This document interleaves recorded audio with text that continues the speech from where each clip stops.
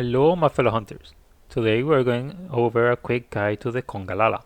It is one of the introductory monsters of the game and one of the first monsters you will face when you first get to the Scarlet Forest. This pink fur ball of farts is as simple as it gets in terms of hunting it. Gives cool looking armor with a very interesting armor skill and is hunting horn friendly. So let's quickly go over all the details of the Congalala by first going over some of his moves. Let's start with the claws. Its first weapon of choice that it will use quite frequently as it tries to slash you with them. This being one of the smaller monsters you will encounter means that its range is very limited, so it's very easy to be out of their reach.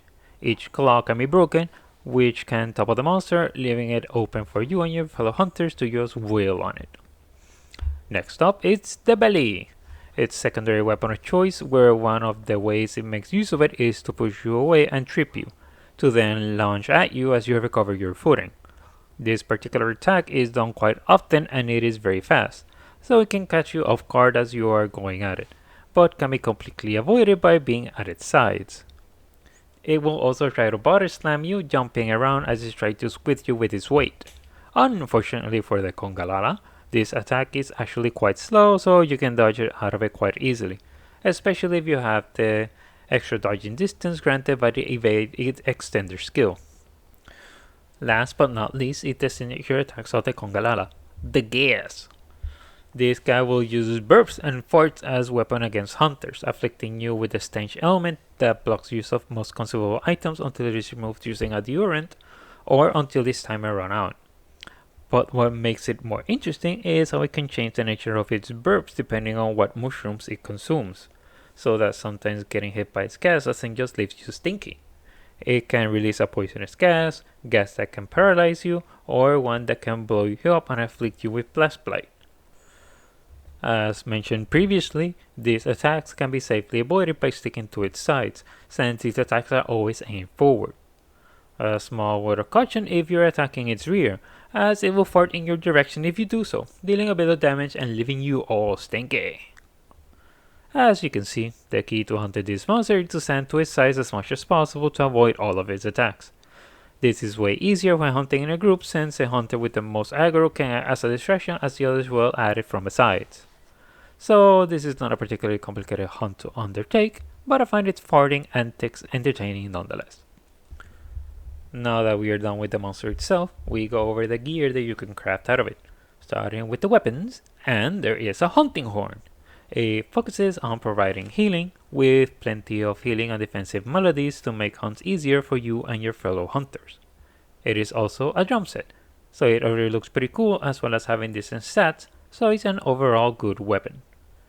Then there is the maracas. I'm using dual blades that kinda makes it look like you are smacking a monster with floppy pillows.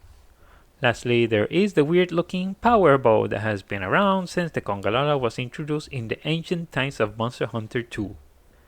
Being done with weapons, now we go over the armor. It looks got upgraded in Wilds, now sporting the looks of bandits that you can see in TV shows or movies, usually taking place in some kind of post-apocalyptic setting. Its armor skills consist of Intimidator, which prevents small monsters from attacking you if you have it maxed out, Mushroomancer, with each level of the skill enabling you to eat different kinds of mushrooms to get special effects, and one Peep of Burst, a skill that increases your damage as long as you keep hitting the monster. The damage increase reaches its cap after 5 consecutive hits, making this a skill that rewards constant DPS. The set skills for the alpha and beta versions of the armor are Fortify and Diversion, respectively.